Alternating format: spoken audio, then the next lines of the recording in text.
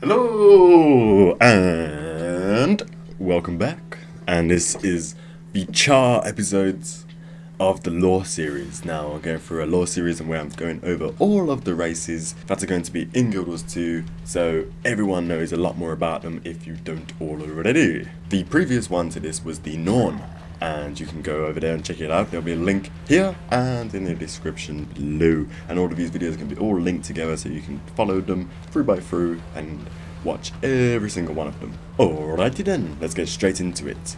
To the Charr. Flame is a physical representation of their gods. In order to keep the gods happy, they must first fulfill their obligation to the flame. Now, as we have seen in Guild Wars 2, the Charr have adapted over the 250 years and technology has grown a lot more, so they're going to be more mean and tough.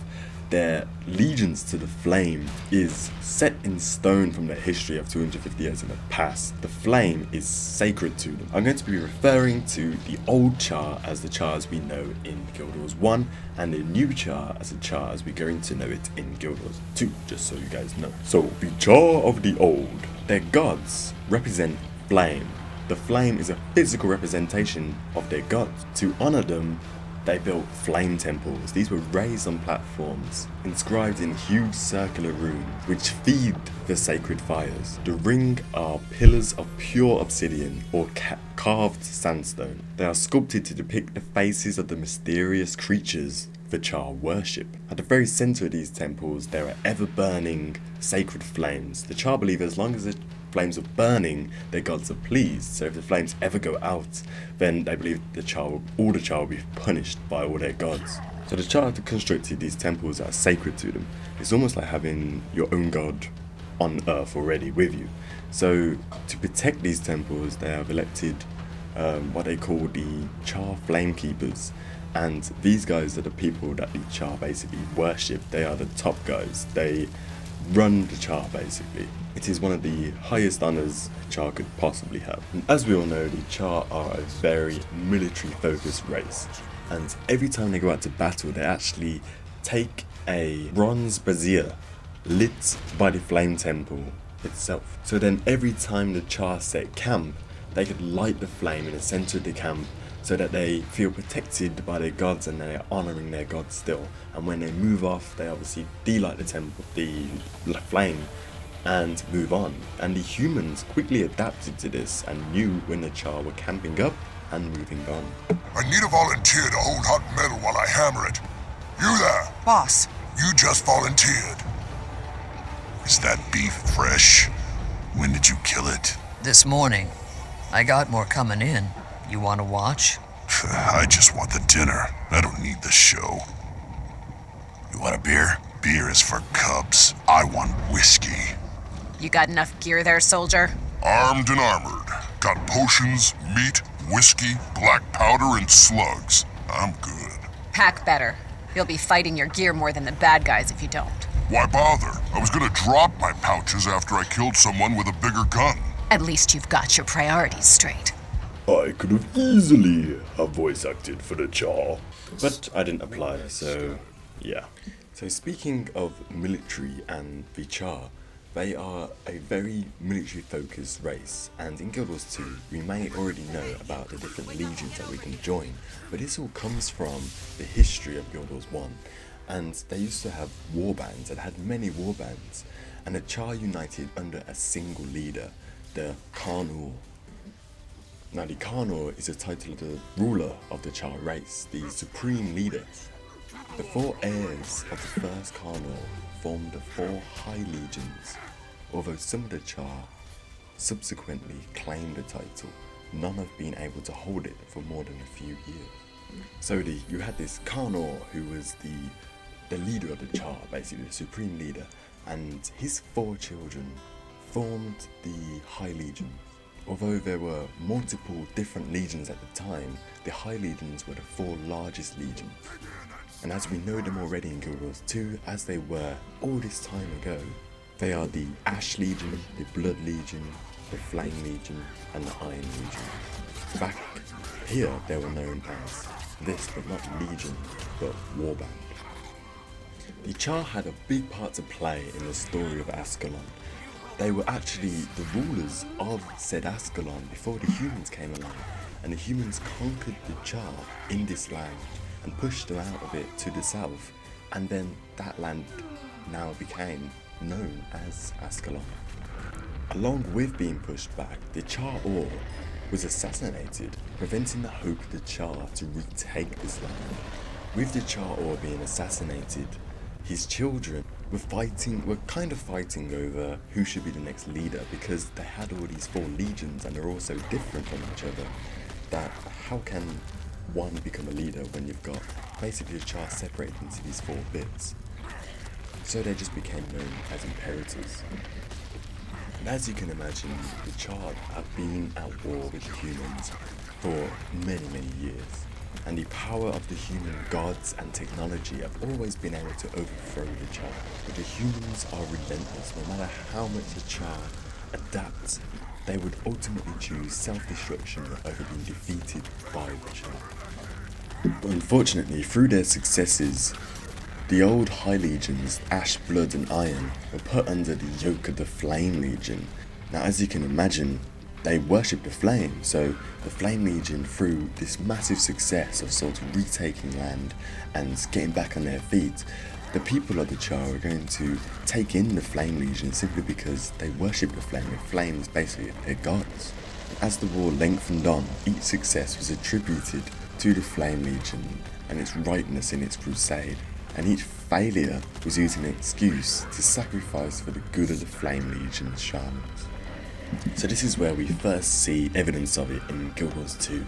You may have seen in trailers or in gameplay the Ghosts of Ascalon and the Charr. This is like the first Charr dungeon when you level 1 and go to your first dungeon in the early levels, and it's the Ghosts of Ascalon and where they came from. And it's because in the end the Charr did take Ascalon, but the maddened human king invoked his own dark magic and basically cursed the whole land, ripping the souls from the people and left them to eternally guard as ghosts.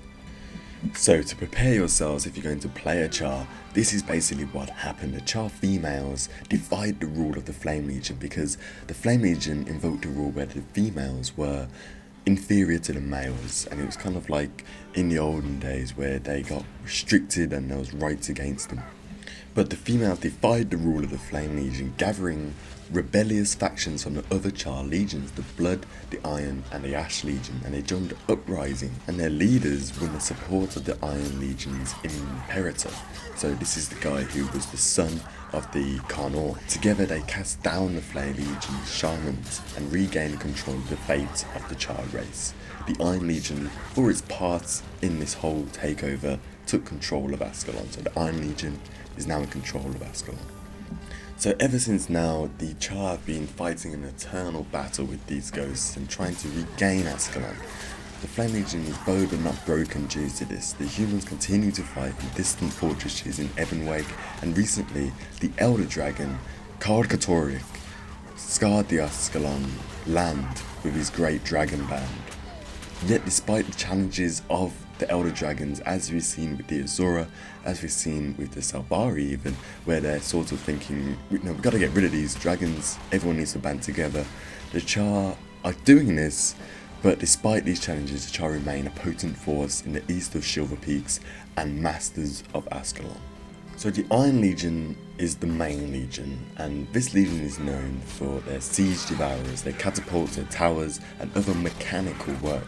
The Ash Legion is known for its stalkers and assassins. The Blood Legion is known for its members of fierceness and pure warriors. So upon the overthrow of the Flame Legion, who are known for their dark magics and bad shamans, the Iron Legion was granted control of the Kingdom of Ascalon, and in this they built their main fortress city called the Black Citadel on the human ruins of Rin. While the Iron Legion is mainly in charge, the Blood and Ash Legion still have a major presence in the city. The Iron Legion's Imperator, Smodor the Unflinching, I think, he's the veteran of the city. He has the tactical mind, and that's what the Iron Legion is known for. Now he has a big task ahead of him. The Charr face many challenges and they want to drive the ghosts from the land. The former Flame Legion still survives and they are corrupting this new government, if you like, and they want to drive this Flame Legion from the Charr and regain control of the Charr and unite them.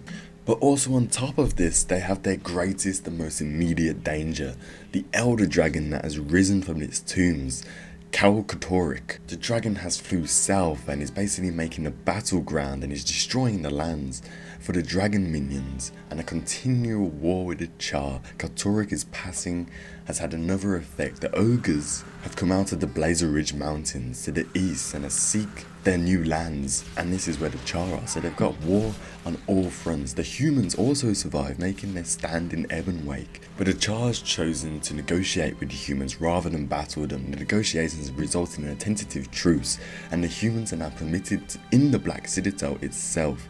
Now this is a big thing. Imagine being in a war that's lasted 250 years, and you've got this massive fortress on either side, and the humans are now allowed in the Black Citadel itself. Now, we all know what goes on in cities. I would not want to be in that Black Citadel and go down a dark alley, put it that way. That's a tenseness between the Charr and the humans. It will obviously still take generations before the wars are forgotten. The Charr are now a proud race. They have beaten the humans. They are on an ongoing war with the ghosts of Ascalon. They have defeated the corrupted Flame Legion, and they now face the world as one of the strongest and most energized races in Charr, helping out in the battle against the Elder Dragons, and I think that they are one of the best allies to have in this fight. Thanks for watching this, guys. This is the end of this race video for the Charr. I still got to go through the Asura, the Selvari, and the humans, so make sure you stay tuned. Please feedback on this video. I love to know what you guys think and how good they are and how I can improve them. But other than that, guys, I'll see you all next time.